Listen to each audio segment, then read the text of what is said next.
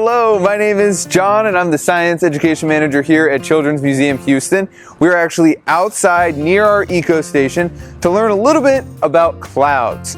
Now the clouds up sky have been forming all day long and we are going to make a cloud just using a bottle and a bike pump. Let's get started. Start by attaching the pump to the bottle. Begin pumping and adding more air molecules to the bottle. As more air molecules are added, the pressure increases, which also increases the temperature.